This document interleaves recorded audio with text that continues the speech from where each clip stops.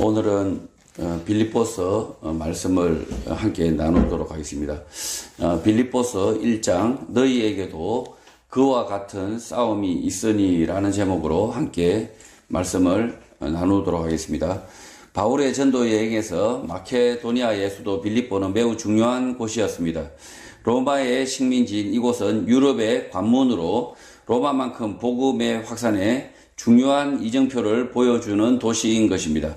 바울이 이 편지를 쓰던 무렵은 바울의 전도 여행의 마지막 끝 무렵으로 로마 감옥에 갇힌 상태로 보이는데, 이 교회의 성도들에게 바울이 특별한 감사 인사를 전하고 있는 것으로 미루어 보았을 때 먼저 믿은 빌립보 교회 성도들이 바울의 다른 지역 전도에 충성스럽게 참여한 것으로 볼 수 있는 것입니다. 로마의 식민지인 마케도니아의 수도 빌립보 교회의 성도들은 당시 바울의 전도 여행에 대한 열렬한 정신적 지지자 그리고 든든한 재정 후원자인 것입니다. 바울은 이러한 성도들의 지지와 지원 가운데 복음을 전하였고, 바울의 복음 전도의 열매는 빌립보 교회 성도들과 함께 기쁨을 나눌 수 있었던 것입니다. 지도를 참조하시면 되고요. 빌립보가 이 그리스 북동부입니다. 위쪽에 있습니다. 1절, 그리스도 예수의 종 바울과 디모데는 그리스도 예수 안에서 빌립보에 사는 모든 성도와 또한 감독들과 집사들에게 편지한다고 말합니다. 바울과 디모데는 주인과 종이 있었던 로마 시대에 예수 그리스도의 종이라고 자신들을 소개합니다. 오늘 시대의 종, 노예라고 하면 전라도 신한 염전 노예를 떠올리게 되지만, 로마 시대의 종, 노예는 사람이 아니라 주인의 소유, 물건으로 인식되던 시대라는 것을 감안하고 바울과 디모데가 종으로 지칭한다는 사실을 이해해야 합니다. 자유인인 바울과 디모데가 종이 될 수 있는 이유는 그가 예수 그리스도 하나님의 아들이기 때문이고, 그 하나님의 아들 예수 그리스도의 종이 빌립보 교회 성도들과 감독, 집사들에게 편지를 하는 것입니다. 감독이라는 직책은 오늘날 카톨릭에서는 여러 신부를 감독하는 주교, 비숍을 일컫는 말이고, 개신교회 가운데 성공회와 감리교에서 교회의 직제로 목사를 안수하고 자치적 교구와 교회를 돌보는 직책으로 볼 수 있지만, 1세기 당시 감독은 장로, 집사와 같이 교회 내 역할, 직분의 구분 가운데 하나였던 것입니다. 당시 감독, 장로, 집사의 구분은 신분적 질서가 아니라 오늘날 조장과 같은, 구역장과 같은 역할, 직분의 구분이었던 것입니다. 지금 이 바울과 디모데가 이렇게 종이 될 수 있는 이유는 예수 그리스도, 그가 하나님의 아들이시기 때문에 종이 될 수 있다라고 지금 이야기하고 있고요. 우리가 예수 그리스도 앞에서 양이 될 수 있지 않습니까? 짐승이 될 수 있습니다. 양이 될 수 있습니다. 그가 예수 그리스도이기 때문에 우리가 양이 되는 겁니다. 그러나 목사 밑에 성도가 양이 아닙니다. 짐승이 아니라는 거죠. 목사도 사람이고, 그리고 성도도 사람이고, 동등한 사람이라는 거죠. 예수 그리스도께서 예수 그리스도 아래서만 성도가 양이 된다는 거죠. 성도가 사람인데 예수 그리스도 하나님의 아들이시기 때문에 사람이 짐승이 된다, 양이 된다, 우리는 양이다 라고 말할 수 있다는 거죠. 그래서 사람이 사람한테 양이다 라고 일컫는 것은 전혀 맞지 않는다는 거죠. 2절, 하나님 우리 아버지와 주 예수 그리스도로부터 은혜와 평강이 너희에게 있기를 바란다 라고 인사를 합니다. 당시 바울이 늘 구하는 은혜와 평강은 오늘 한국 교회가 생각하는 그것과 많이 다릅니다. 죽음과 핍박이 있었고 성도가 옥에 갇히던 당시 상황에서 은혜는 실제 권력자의 결정으로 감옥에서 노임을 받는, 석방한다는 것입니다. 오늘 시대의 은혜, 마음의 감동 같은 것이 아니었던 것입니다. 오늘 시대의 은혜라고 하면 설교 듣고 마음의 감동이 있었습니다. 그 설교 훌륭합니다. 이게 은혜지 않습니까? 오늘 시대의 은혜와 전혀 다르다는 거죠. 평강, 평화 또한 마찬가지입니다. 일이 없어서 평안한 상태가 아니라 지독한 고통, 위협, 여러 가지 일, 문제 가운데 예수 그리스도의 말씀을 확신함으로 생겨난 평화, 평강인 것입니다. 오늘 시대의 평화는 뭡니까? 잘 먹고 누워가지고 아무것도 하지 않는 이것이 평화다. 아니면 어디 경치 좋은 이렇게 펜션 가서 거기서 이렇게 먼 이렇게 풍경이나 보면서 멍 때리는 것이 평화다라고 생각하겠지만 진정한 그때 당시 이 빌립보 교회의 그 비는 평화는 어떤 평화냐면 지독한 문제 가운데서도 그러나 흔들림 없이 그 일들을 해나가는 그것을 평화, 평강으로 부르고 있다는 거죠. 빌립보 교회 성도들이 그렇게 마음의 고통이 있고 그 다음에 마음의 위축도 있을 수 있고 이런 여러 가지 일들이 있을 수 있겠으나 그러나 그럼에도 불구하고 믿음을 쫓아서 자기 일들을 해 나가는 것을 평강, 평화라고 지금 말하고 있다는 거죠. 3절 내가 너희를 생각할 때마다 나의 하나님께 감사하며 4절 간구할 때마다 너희 무리를 위하여 기쁨으로 항상 간구함은 5절 너희가 첫날부터 이제까지 복음을 위한 일에 참여하고 있기 때문이라고 합니다. 빌립보 교회 성도들은 자신들이 복음을 받아들였고 그 복음을 자신도 전하고 있지만 바울의 역할에 대하여 중요하게 생각하고 그 바울의 전도의 후원자, 지지자로 동참했던 것입니다. 그러나 바울은 빌립보 교회 성도들을 생각할 때마다 빌립보 교회 성도들에게 감사하지 않고 하나님께 감사를 합니다. 지금 바울의 그 후원자, 지지자는 선교 여행의 지지자는 후원자는 누구냐면 빌립보 교회 성도들입니다. 그런데 그 성도들에게는 감사한다 이렇게 이야기하지 않고 하나님께 감사합니다라고 이야기하고 있습니다. 하나님께. 많이 서운할 수 있을까요? 예. 자, 그 이유를 보면 알 수가 있습니다. 그 이유는 빌립보 교회 성도들이 자신의 전도에 후원자, 지지자로 참여하지만 그 참여는 빌립보 교회 성도들이 자신들의 소원을 이루기 위하여 동참하고 있는 것이 아니라 자신들을 하나님의 소유물, 종이라는 인식 가운데 바울의 전도가 하나님의 소원, 명령이라고 인식하고 동참하고 있기 때문입니다. 빌립보 교회의 성도들은 바울과 같은 하나님의 종들이 돼 제멋대로 하지 않고 바울이 하는 일을 돕고 있습니다. 빌립보 교회 성도들도 독자적으로 복음 전하는 일에 치중할 수 있었지만 그렇게 하지 않고 바울 전도의 의미를 중요하게 생각하고 바울의 후원자, 지지자로 처음부터 지금까지 참여하고 있다는 것입니다. 빌립보 교회 성도들은 자신들의 전도 활동도 중요했겠지만 예수 그리스도께서 바울에게 주신 특별한 명령, 사도의 직분, 특별한 역할을 인정하고 있었던 것입니다. 오늘 교회에도 많은 목사, 장로, 집사, 전도자들이 있고 그들이 각자 하고 있는 일들이 많습니다.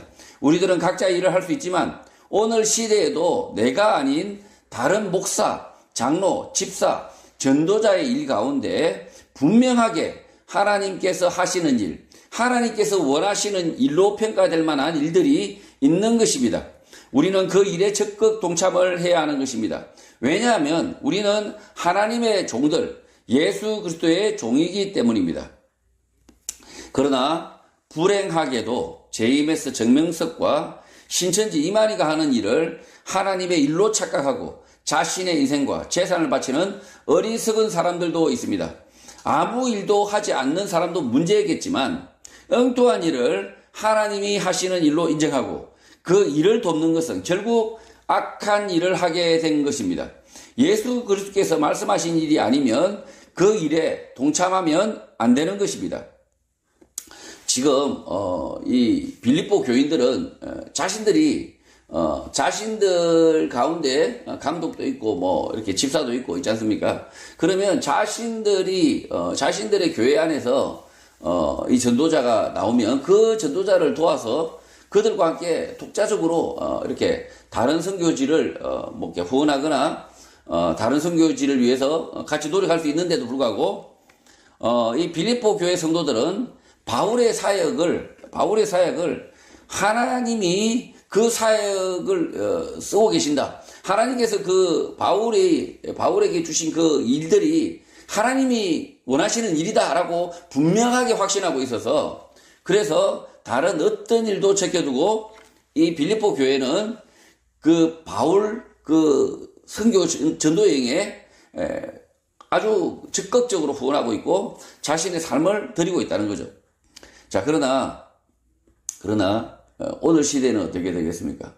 오늘 시대에 바울이 있습니까? 없습니다.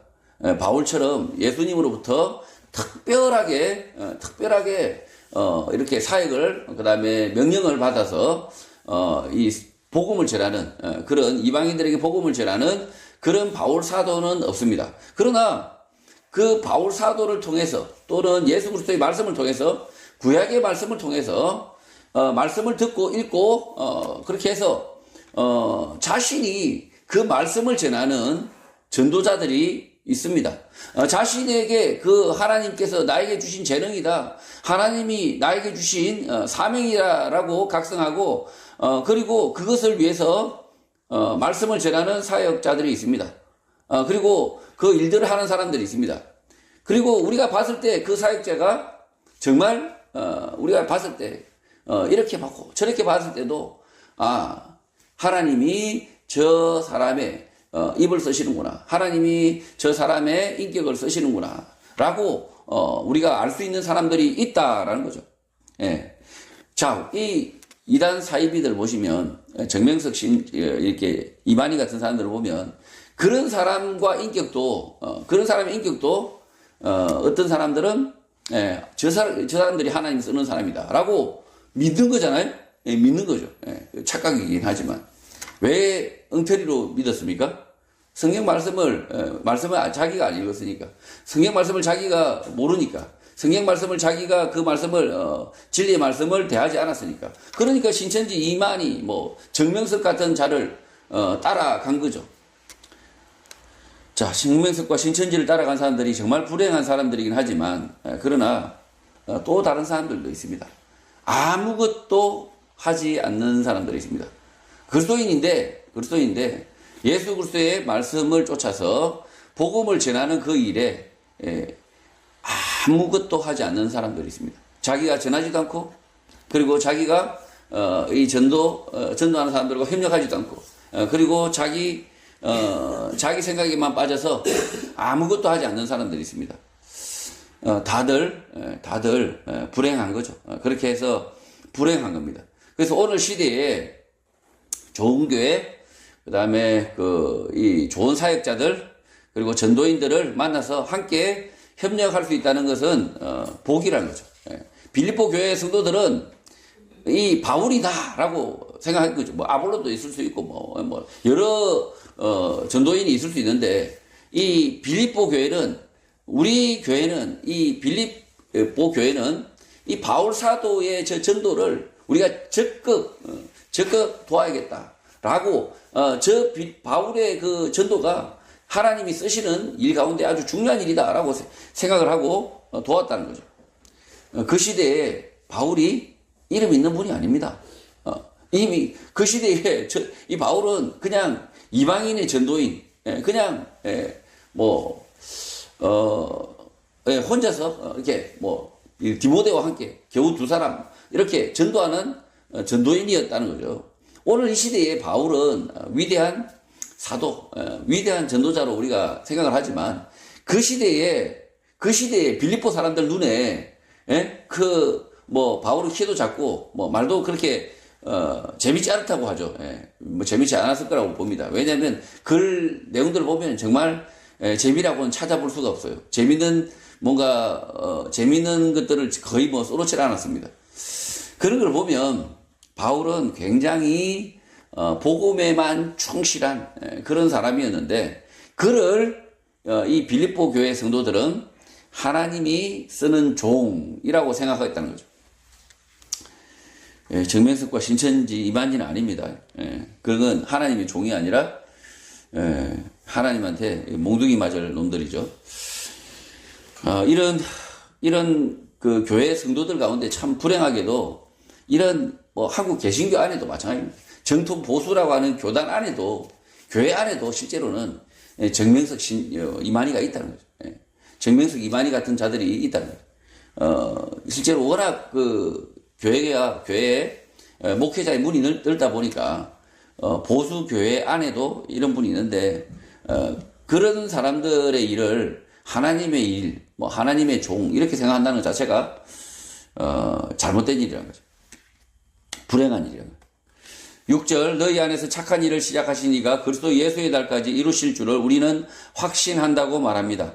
바울과 빌립보 교회 성도들은 자신들이 하는 일을 예수 그리스도가 시작한 일, 좋은 일, 선한 일이라고 생각하고 있고 그 일은 예수 그리스도의 날, 마지막 날까지 이루어진다, 성취된다 라고 말하고 있고 실제 그 성취의 결과는 전도받은 성도들의 부활과 영생인 것입니다. 바울은 앞으로 자신이 할 일을 빌립보 교회 성도들이 하는 것처럼 인식을 하고 있습니다. 그리고 그렇게 생각하는 이유를 다음 구절에서 밝힙니다. 그러니까 바울 자신이 하는 일이 곧 빌립보 교회 성도들이 하는 일이다 라고 인식하고 있다는 거죠. 7절 내가 너희 무리를 위하여 이와 같이 생각하는 것이 마땅하니 이는 너희가 내 마음에 있음이여 나의 매임과 복음을 변명함과 확정함에 너희가 다 나와 함께 은혜에 참여한 자이기 때문이라고 말합니다. 빌립보 교회 성도들은 바울이 감옥에 갇히거나 복음을 변론하거나 변명하거나 확정하기 위하여 여러 말들을 할 때 바울을 부끄러워하지 않고 그 일을 같이 했기 때문이라고 말합니다. 제임에서 정명석이 가르치는 것이 진리라면 감옥에 갇힌 정명석을 부끄러워하지 않고 정명석을 위하여 변호하고 감옥에서 풀어내야 하겠지만 진리가 아니어서 그럴 가치가 없는 놈인 것입니다. 반대로 비록 어떤 사람이 옥에 갇혀 있지만 그가 말하는 것이 예수 그리스도께서 가르치신 것이라면 옥에 갇힌 그를 부끄러워하지 말고 그가 하는 일에 동참할 수 있다는 것입니다. 지금 이 빌립보 교회 성도들이 옥에 갇힌 이 바울이 부끄러울 수 있습니다. 자신들도 이미 로마 식민지에 살고 있는데 로마에 압송되고 있는 로마의 죄인으로 이렇게 끌려가고 있는 이 바울을 이렇게 포승질 묶인 바울을 자랑스러워하지 않고 부끄러워할 수 있다. 부끄러워할 수 있다. 그러나 지금 이 빌립보 교회 성도들은 이 바울을 부끄러워하지 않았다는 거죠. 부끄러워하지 않고 이 옥에도 찾아오고 뭐 이렇게 부지런히 바울을 오히려 응원했다라는 거죠. 8절 내가 예수 그리스도의 심장으로 너희 무리를 얼마나 사모하는지 하나님이 내 정인이라고 말합니다. 바울은 빌립보 교회 성도들을 예수 그리스도의 심장으로 창자로 아꼈다, 보고 싶었다라고 말하는데 하나님이 정인이라는 것입니다. 바울이 이렇게 말하는 이유는 바울이 전도하는데 빌립보 교회 성도들이 자기 일처럼 도왔고 옥에 갇히자 빌립보 교회 성도들이 바울을 풀어내기 위하여 전력을 쏟았기 때문입니다. 빌립보 교회 성도들이 바울 이 사도가 부흥집회하자 그러면 현수막도 만들고 뭐 전도지도 만들어 찍고 뭐 쓸고 닦고 뭐 했다는 거 아닙니까? 그리고 이 빌립보 교회 성도들이 바울이 옥에 갇히니까 바울 선생을 풀어내기 위해서 그들이 할 수 있는 것들은 다 했다는 거죠. 그래서 지금 바울은 이 빌립보 교회 성도들을 이름을 각각 말하지 않고 있지만 이 창자 심장으로 이렇게 지금 써 있지만 이 예수 그리스도의 심장 창자로 이렇게 아꼈다, 보고 싶었다라고 지금 기록하고 있는 거죠. 그만큼 바울이 빌립보 교회 성도들과 특별한 유대 관계를 가지고 있었다라는 것입니다.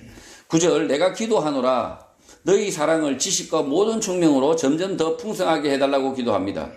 바울을 돕는 빌립보 교회 성도들의 사랑이 예수 그리스도의 말씀을 이해함으로 풍성함으로 바꾸어 달라는 것입니다. 빌립보 교회 성도들 가운데 바울의 일에 대하여 염려는 하고 동참하고 있지만 예수 그리스도의 말씀에 대한 이해가 없는 성도, 부족한 성도가 있었기 때문에 이렇게 기도하는 것입니다.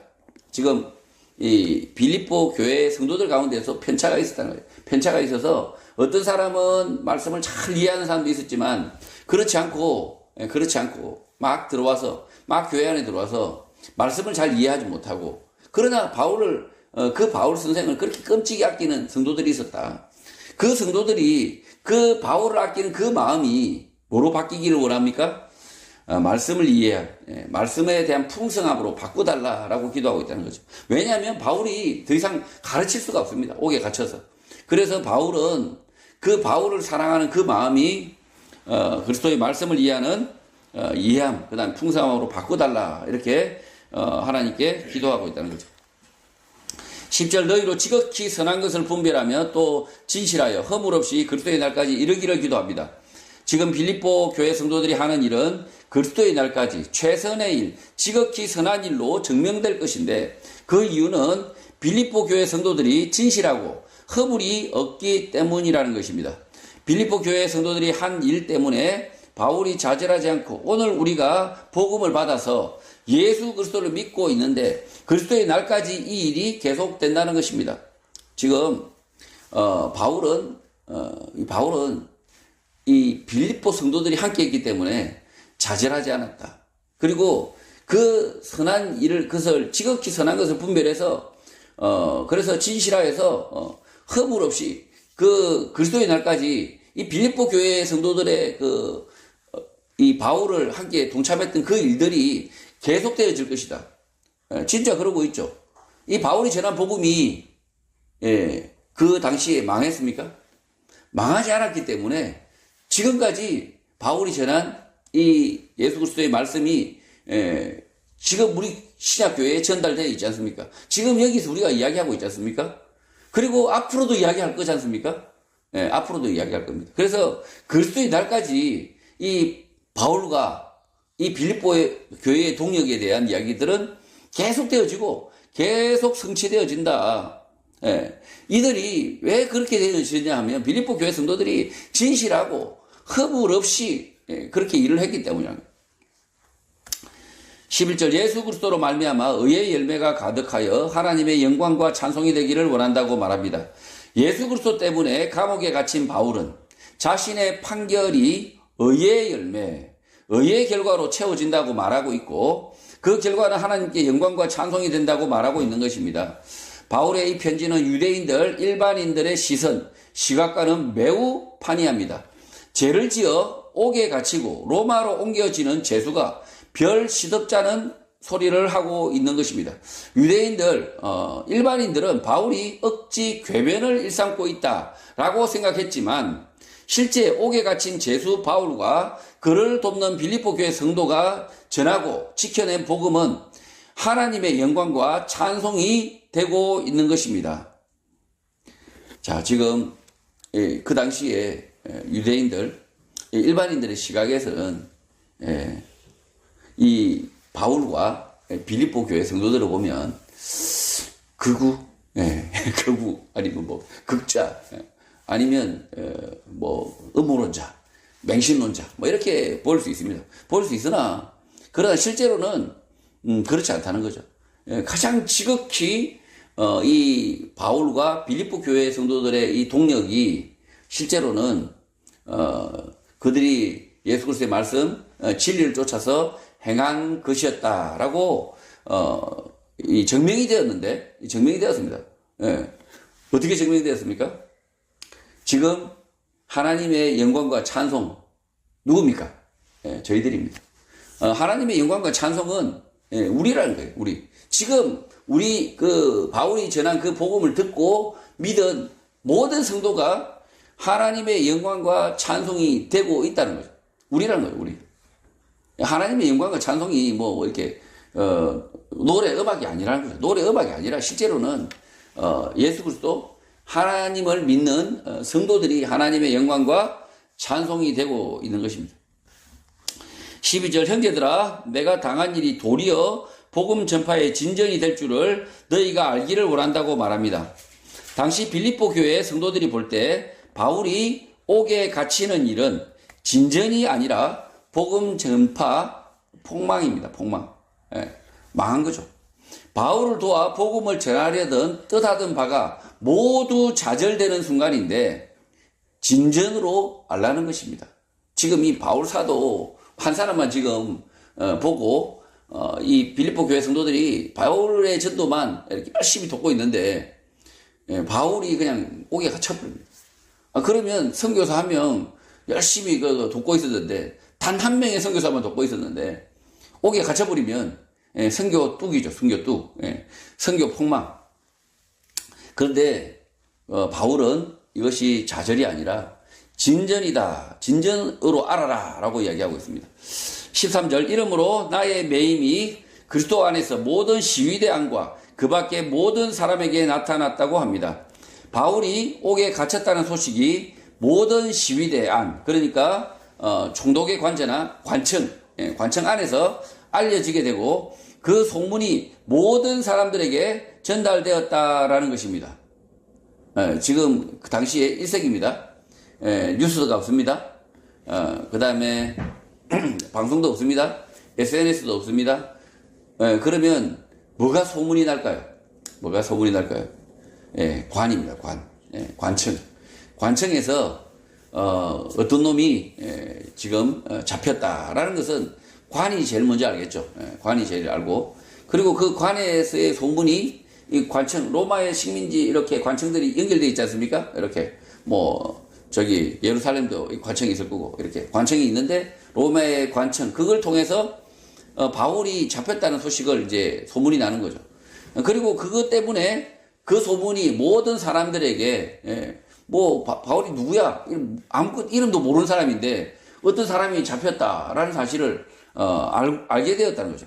그래서 모든 그 예수교라고 하는 그 신종, 이 신종 교를 가르치는 이 바울 선생이 옥에 체포되었다라는 게 뉴스가 되어서 모든 사람에게 알게 되었다. 오늘날로 치면 서울 구치소 안뿐만 아니라 모든 나라에 전파되었다라는 것입니다. 바울은 옥에 갇히기 위해서 일하지 않았으나 옥에 갇혔고 그 옥에 갇힌 일이 온 세상에 알려지는데 이 일이 복음의 큰 진전이라는 것입니다. 14절 형제 중 다수가 나의 매임으로 말미암아 주 안에서 신뢰함으로 급없이 하나님의 말씀을 더욱 담대히 전하게 되었다고 말합니다. 바울이 옥에 갇혔는데 바울이 전한 그 복음을 확신하게 되었다. 그래서 급없이 하나님의 말씀을 담대히 전하게 되었다는 것입니다. 바울이 전한 복음은 예수 그리스도께서 죄 없이 옥에 갇혀 십자가에서 죽으시고 3일 만에 부활하셨다는 복음입니다. 그 복음을 전하는 바울이 비겁하게 피하지 않고 옥에 갇혔으니 진실, 진리라고 확신을 하는 것입니다. 일제시대에 신사참배를 반대하여 옥에 갇혔던 목사와 성도들의 옥에 갇힘은 복음에 대한 진전, 확신으로 바뀔 수 있었지만 JMS 정명석의 감옥행은 그가 가르친 것이 진리가 아니어서 그냥 부끄러운 감옥행인 것입니다. 이 두 가지 감옥행이 있는데 이 일제시대에 일제시대 신사참배를 반대했던 그 옥에 갇혔던 그 목사들을 보면서 그들이 가르쳤던 그 예수 그리스도께서 잡히시고 죽으시고 부활하신 것이 사실이다라고 믿게 된다는 거죠. 목사가 신사참배를 하면서 옥에 갇히지 않으려고 신사참배하면서 그렇게 전하는 복음은 다른 사람들이 봤을 때 저 가짜들 치도 안 믿는 걸 남한테 가르치려더니 이렇게 된다는 거죠. 그러나 일제시대에 신사참배를 반대하면서 옥에 갇히는 것을 두려워하지 않는, 진리 때문에 두려워하지 않는 그 목사와 성도들을 보면 나머지 성도들과 믿지 않는 사람들이 그 예수 그리스도의 복음, 예수 그리스도께서 잡히시고 죽으시고 부활하셨다, 이 사실을 확신하게 된다는 거죠. 이 복음이 진실이었다라고 확신하게 된다는 거죠. 15절 어떤 이들은 투기와 분쟁으로, 어떤 이들은 착한 뜻으로 그리스도를 전파했다고 합니다. 어떤 이들은 그리스도에 대하여 설교하는데 감옥에 갇히는 것을 부러워했다. 감옥에 갇히려고 투쟁을 했다라고 합니다. 일부러 자극적으로 설교를 해서 잡혀가려고 했다라는 것인데 적극적이고 위험한 사람인 것입니다. 바울이 잡혀서 주목을 받으니 자신도 잡혀서 주목을 받고 싶어서 일부러 문제를 일으키는 사람이 있었다는 것입니다. 그러나 반대로 좋은 뜻, 선한 뜻으로 그리스도에 대하여 설교하는 성도, 전도하는 성도도 있었다는 것입니다.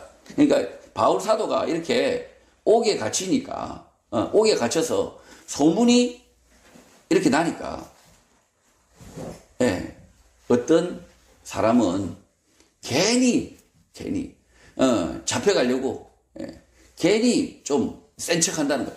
괜히 센 척 하면서 일부러 자극적으로 말을 하고 설교를 해서. 그래가지고 결국은 뭔가 이렇게 바울은 잡혀가려고 센 척 한 적도 없습니다. 예. 바울은 잡혀가려고 허장성세를 한 적이 없습니다. 그런데 그렇게 하는 사람이 생겨났다는 거죠. 그리고 또 반대로 좋은 뜻, 선한 뜻으로 진실하게 바울이 잡혀갔을 때와 안 잡혀갔을 때 상관없이 복음을 열심히 전도하는 이 전도자, 성도도 있었다는 것입니다. 16절 이들은 내가 복음을 변정하기 위하여 세우심을 받은 줄 알고 사랑으로 한다고 말합니다. 선한 뜻으로 설교하는 사람들, 그러니까 진실하게 바울이 잡혀가든 안 잡혀가든 상관없이 똑같이 진실하게 설교하는 사람들은 바울이 옥에 갇히는 것을 복음을 변정하기 위하여 재판에 세우는 것으로 알고 사랑으로 설교를 했다라는 것입니다. 바울의 옥에 갇히는 것은 믿지 않는 사람들에게 복음을 듣게 하시는 하나님의 사랑이라는 것을 믿었다는 것이죠. 지금 이 바울이 옥에 갇히면 자신을 설명해야 되는 거죠. 왜 잡혀왔는지. 그리고 나는 왜 죄가 없는지를 설명하게 되는데 이 설명을 누가 듣습니까? 재판장들. 믿지 않는 재판장들이 들을 수밖에 없게 된다는 거죠. 그래서 들을 수밖에 없게 되는데 이것이 복음을 듣게 하는 하나님의 사랑이다라는 거죠. 17절 그들은 나의 매임에 괴로움을 더하게 할 줄로 생각하여 순수하지 못하게 다툼으로 그리스도를 전파했다고 합니다. 선한 뜻이 아니라 투기와 분쟁으로 설교하는 사람들은 바울이 옥에 갇혀 괴로움을 당하니까 변론이 아니라 강력한 다툼, 투쟁으로 풀어내어야 한다. 불법적인 방법으로 인맥을 동원하여 바울을 풀어내야 한다라고 설교했다는 것입니다. 잘못 가르치고 있는 것입니다. 지금 두 종류의 설교자들이 나오죠. 바울이 옥에 갇히니까 평소와 다름없이 이 바울에 대해서 풀려 나오길 기도해야겠죠. 그리고 노력해야 되지만 어떤 사람은 일부러 자신이 더 세게 이야기해서 바울도 잡혀갔는데 자기도 이야기해서 잡혀가려고 그렇게 노력하는 사람이 있고 또 심하면 막 이렇게 투쟁으로 막 다퉈가지고 그냥 바울을 빼내야 된다라고 말하고 있습니다. 근데 이렇게 말하는 사람들을 바울이 뭐라고 이야기하고 있냐면 잘못 가르치고 있다, 잘못하고 있다, 진실하지 않다, 선한 뜻이 아니다라고 이야기하고 있습니다. 18절 그러면 무엇이냐? 그 치레로 하나 참으로 하나 무슨 방도로 하든지 전파되는 것은 그리스도니 이로써 나는 기뻐하고 또한 기뻐한다고 말합니다. 바울처럼 갇히기 위하여 그 치레로 센 척하며 설교를 하든지 진실하게 설교를 하든지 그리스도가 설교되니까 나는 감옥에서 기뻐하고 기뻐할 것이다 라고 말하는 것입니다. 바울이 옥에 갇히자 자신도 옥에 갇힐 수 있다라고 뻥과 후카시죠, 후카시. 그 치레로 설교를 하나 진실하게 겸손하게 설교하나 그리스도가 설교되니 기뻐하겠다는 것입니다. 바울이 뭐가 되어도 기뻐하겠다고 하였으나 이 뻥과 후카시 그 치레 같은 것으로 설교를 해도 된다라고 가르치는 것은 아닙니다. 그냥 참겠다는 거죠. 참겠다. 바울이 어떻게 못한다는 거죠, 사실은. 감옥 안에서 이 사람들이 이렇게 그냥 센 척, 그 치레로 막 이렇게 설교를 한다고 한들 바울이 감옥에서 나올 수 있는 형편이 아니잖아요. 그러니까 그냥 바울은 그냥 참고 기뻐하겠다라고 이야기하는 거죠. 그렇게 어처구니 없는 설교를 하더라도 바울 자신은 옥에 갇혀 있으니 나는 괴로움을 참고 기뻐하겠다라는 것입니다. 바울이 이렇게 바울은 이렇게 과장되거나 자신을 막 앞세우거나 이런 설교자들에 대해서 탁탁찮게 생각하고 있습니다. 바람직하지 않다. 그러나 그렇다고 그 사람들이 뭐 인격적으로나 뭔가 다듬어지지 않아서 그렇게 설교하고 있는데 그 사람들을 욕하지는 않겠다는 거죠. 네, 욕하지는 않겠다.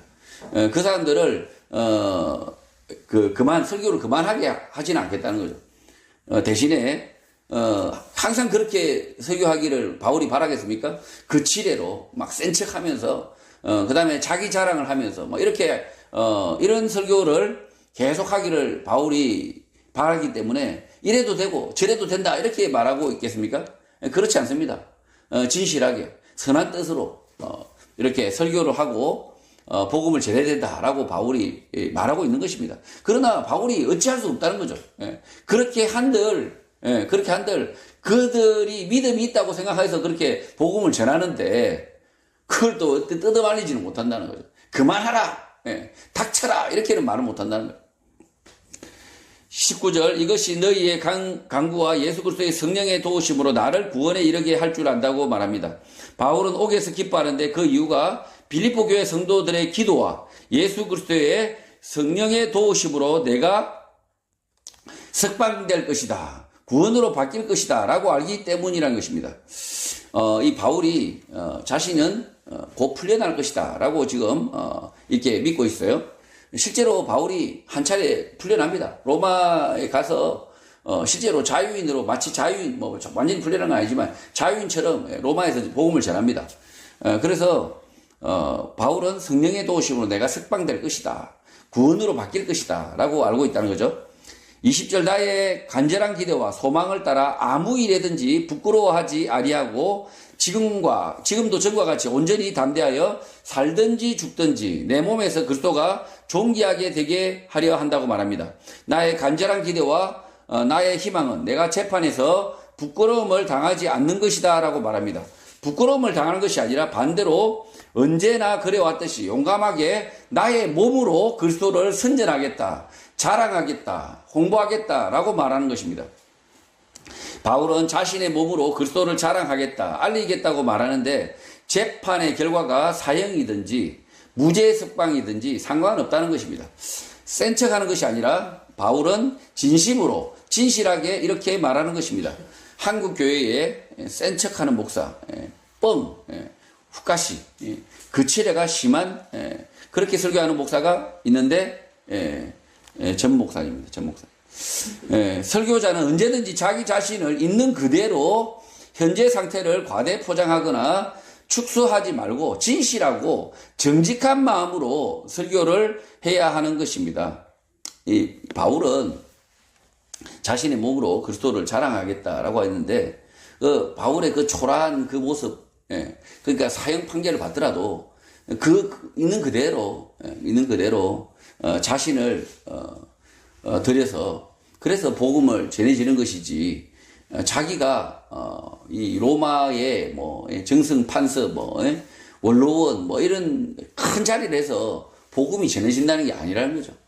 복음이 전해지는 것이 아니라 자기 있는 그대로 자기가 들은 그 복음 그대로를 진실하고 그 다음에 정직하게 설교하고 전해야 된다라는 거죠.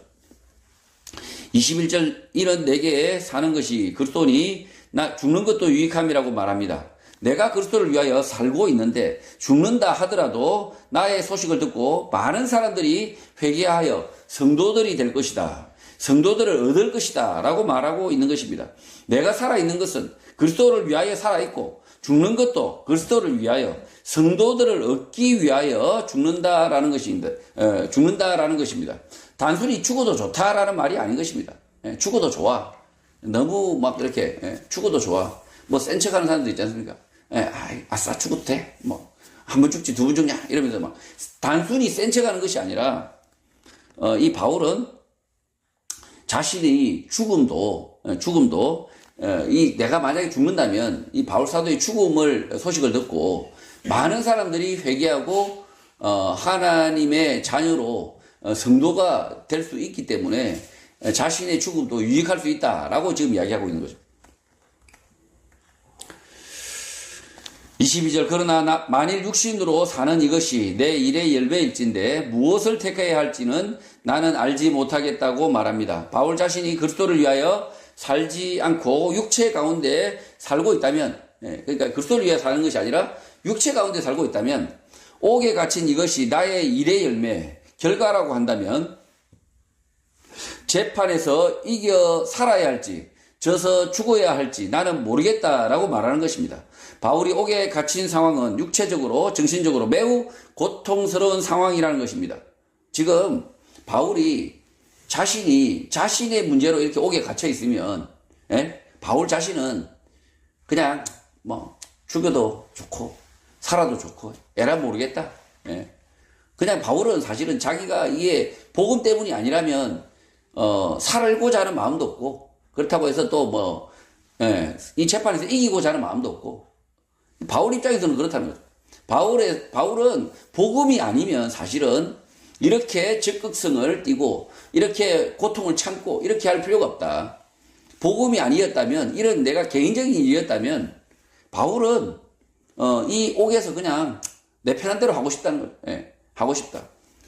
왜냐하면 이 옥에 갇힌 상황이 굉장히 고통스러운 상황, 육체적으로 정신적으로 매우 고통스러운 상황인데도 불구하고 바울이 이런 상황을 굳이 감내하기 싫다, 모르겠다가 지금 바울의 굉장히 복잡한 마음의 상태를 보여주는 것이라는 거죠. 23절, 내가 그 둘 사이에 끼었으니 차라리 세상을 떠나서 그리스도와 함께 있는 것이 훨씬 더 좋은 일이라고 말합니다. 바울은 삶과 죽음 둘 사이에 끼었는데, 바울은 이 세상을 떠나서 그리스도와 함께 있는 것을 원한다. 사는 것보다 죽는 것이 훨씬 낫다라고 생각한다는 것입니다. 지금 바울이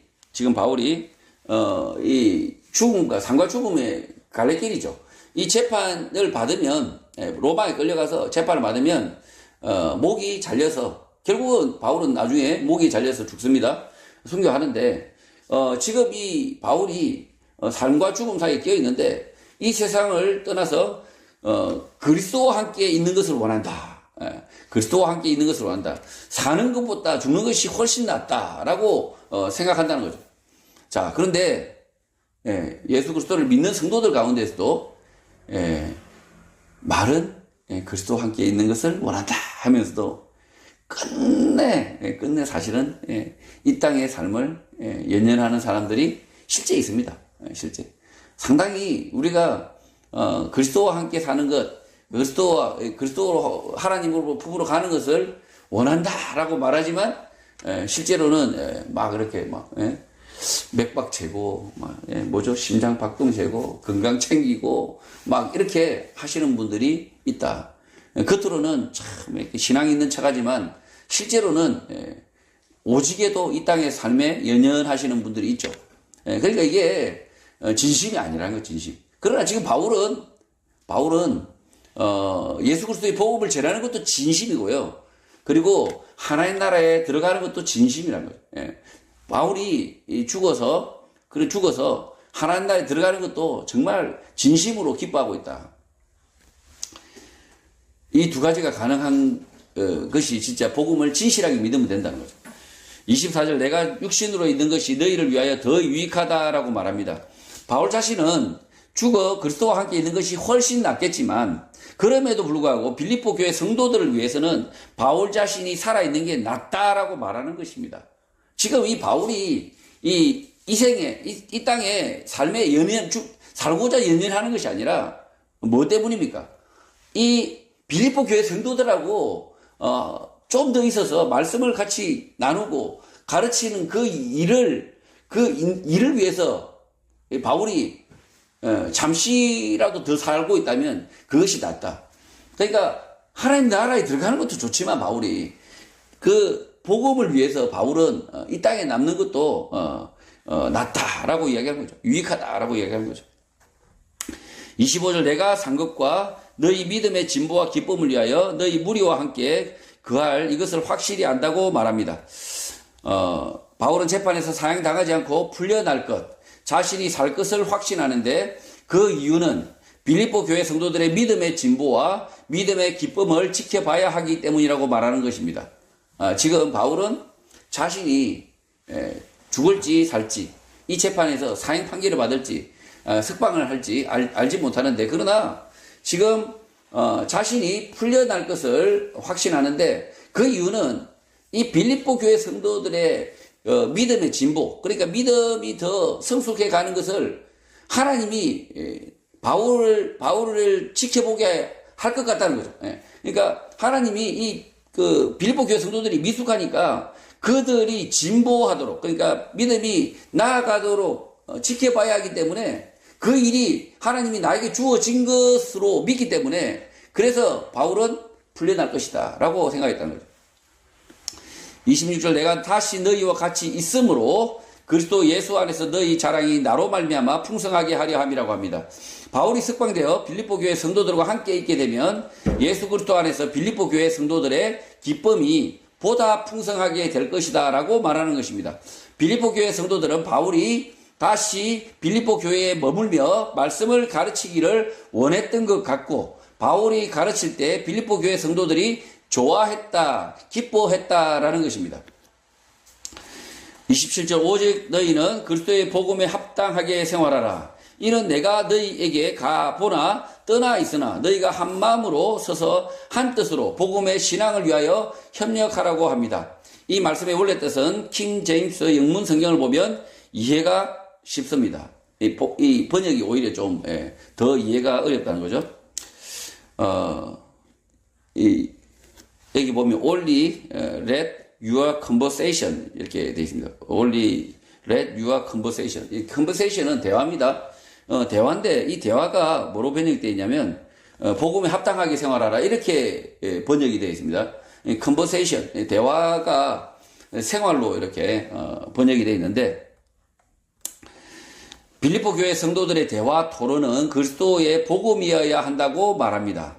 바울이 빌립보 교회에 가서 빌립보 교회 성도들을 보거나 그 자리에 없으나 나는 빌립보 교회 성도들의 일을 들을 수 있는데 한 가지 생각과 한 마음으로 단단하게 서라고 말합니다.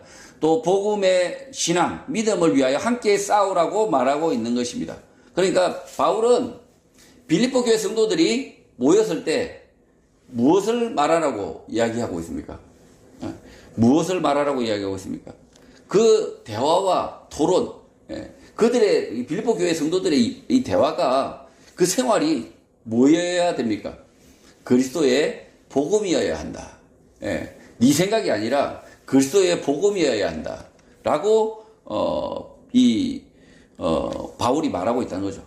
그걸 이렇게 번역해 놨다는 거죠. 오직 너희는 그리스도의 복음에 합당하게 생활하라.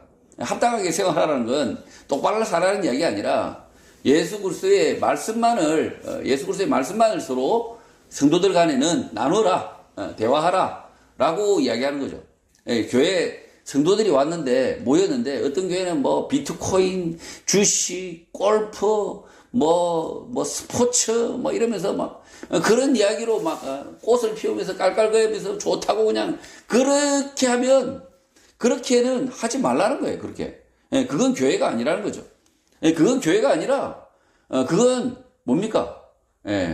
동호회. 그거는 교회가 아니라 동호회.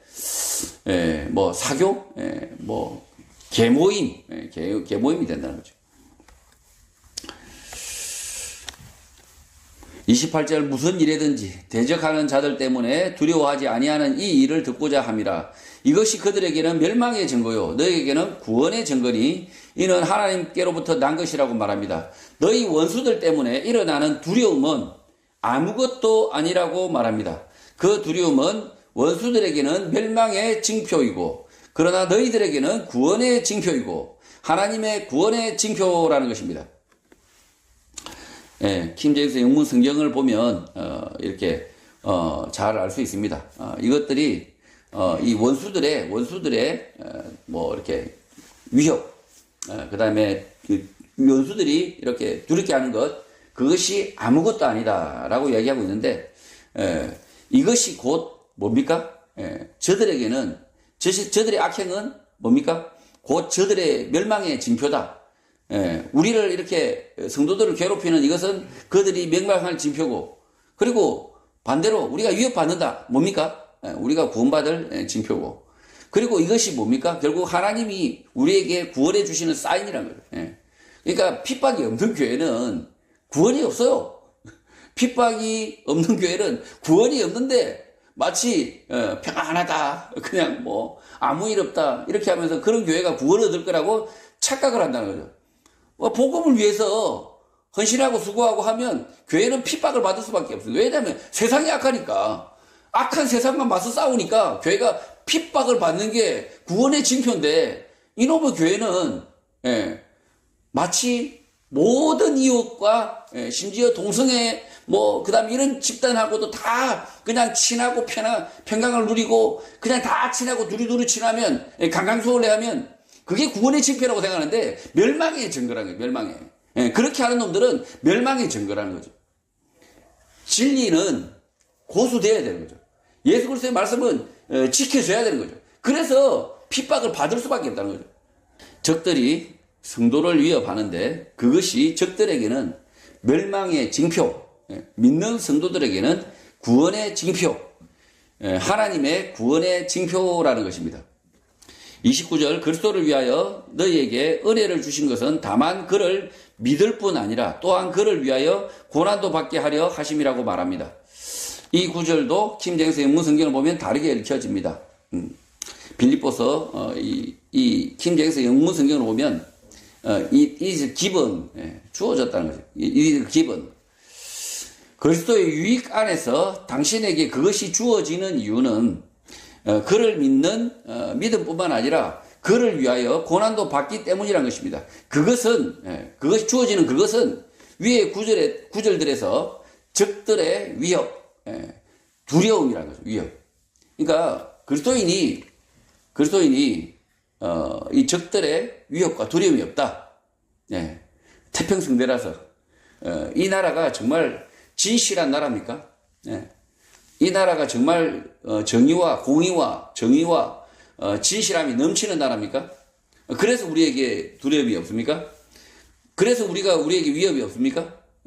그렇지 않죠. 지금 이 땅은 늘 항상 예수 그리스도께서 오실 때까지 늘 항상 악한 자들이 97%를 보고 악한 자들과 방관자들과 예수 그리스도의 말씀을 따르지 않는 자들이 97%를 보고, 그리고 실제로 3%만 아주 소수의 사람들만 예수 그리스도의 말씀을 따르려고 죽을 고생을 하고 있지 않을까, 그렇게 생각할 수 있다는 거죠. 너무 박한가요? 3%면? 그러면 70%, 30%라고 합시다. 70%는 자신들 생각에 쫓아서 그냥 악하게 사는 거예요. 그냥 악하게 살거나 방관하거나, 이게 70%고 믿음으로 살려고 하는 사람들은 30%밖에 안 되는데, 그러면 어떻게 됩니까? 이 70% 악한 사람들하고 다르게 살아야 되고 싸워야 되니까, 이 거짓말 진리를 진리를 따르지 않는 이 사람들과 같이 섞여 살면 어떻게 되겠습니까? 전쟁이 날 수밖에 없죠. 믿음으로 살아야 되는데 전쟁이 나면 어떻게 됩니까? 위협과 두려움이 생겨나는 거죠. 그래서 교회 성도들에게 위협과 두려움, 핍박이 있다면 그건 구원의 징표라는 거죠. 물론 자신이 범죄를 저질러 가지고 다른 사람부터 쫓기는 사람들, 아니면 자기가 돈을 떼먹어 가지고 그 수금을 이렇게 당하는 사람들, 그 이야기 하는 거 아닙니다. 예수 그리스도의 복음을 위해서, 예수 그리스도의 말씀을 전하기 위해서, 지키기 위해서 이렇게 위협받고 이 두려움을 당하는 사람들은 구원의 징표다. 그게 30절, 너희에게도 그와 같이 싸움이 있으니 너희가 내 안에서 본 바요 이제도 내 안에서 듣는 바라고 말합니다. 빌립보 교회 성도들도 지금 바울이 옥에 갇히는 것을 보는 것처럼 지금 바울을 통하여 듣게 되듯이 똑같은 충돌, 싸움을 하게 될 것이라는 것입니다. 지금 이 바울 사도가 30절에 뭐라고 축복을 해주고 있습니까? 너희들도 바울 내가 이렇게 싸우다가 잡혀가는 것처럼 너희들에게도 뭐라고 되어 있습니까? 너희들에게도 그 싸움이 있다. 똑같다. 똑같은 싸움. 그리고 똑같이 잡혀간다는 거예요. 똑같이 잡혀갈 수 있다. 그렇게 이야기하고 있다는 거예요. 바울이 이게 바울 성도들에게 있는 일이다. 있을 것이다. 라고 이야기하고 있습니다. 근데 한국 교회에 이런 핍박이 있습니까? 저희가 나라가 온통 불의에 사로잡혔을 때 교회가 이런 핍박을, 이런 고난을 감수했습니까? 비겁하게 숨지 않았습니까? 지금도 비겁하게 숨고 있는 것 같은데, 저는 코로나 19 전염병이 창궐하는 동안 교회가 제일 먼저 앞장서서 숨어버렸죠. 숨어버리니까 성도들이 막 말도 못하기 힘들었어요. 성도들이 신앙의 양심을 지키려니까 말도 못하기 힘들었어요. 정말 말도 못하기 힘들었다. 지금도 재판하고 있죠. 지금도 재판하고 있고, 그리고 많은 성도들이 지금 무죄 판결 받고 있습니다. 아니, 왜 그들이 고통 당할 때 교회는 나 몰라라 했어요. 그들이 재판 받을 때 교회가 마치 그 사람이 죄인이어서 재판 받는 것처럼 나 몰라라 했습니다. 바울 사도가 만약에 갇혀 있는데 어휴 전 죄인놈 하고 손절해버렸다. 바울 사도 손절. 어휴 감옥 갔네. 손절. 그랬다면 이 복음은 전해지지도 않았습니다. 전해지지도 않았다. 이렇게 성도들에게는 이 바울 사도가 이렇게 충돌하고 그리고 싸움에 휘말려서 옥에 갇히는 이유는 세상은 악하고 예수 그리스도의 말씀은 분명하고 이러기 때문에 이 진리는 지켜져야 되기 때문에 충돌할 수밖에 없다. 그러면 이 성도는 복음을 따라 사는 성도는 불가피하게 핍박과 이 위협을 당할 수밖에 없다라는 거죠. 성도 여러분, 예수 그리스도 안에 있는 성도는 예수 그리스도의 말씀 진리로만 성도들 간에 대화를 하시고 사람의 생각이 끼어들지 못하도록 해야 하는 것입니다. 또 적들의 위협, 두려움은 악인들에게는 멸망의 징표이고 우리에게는 구원의 징표, 하나님의 구원이라는 사실을 알아야 하는 것입니다. 바울과 같은 위협이 성도들에게는 반드시 있을 것입니다. 그러나 원수들의 위협, 두려움, 죽음을 두려워하지 말고 바울처럼 이겨내어서 구원 얻는 성도가 되시기를 주님의 이름으로 축복합니다. 아멘.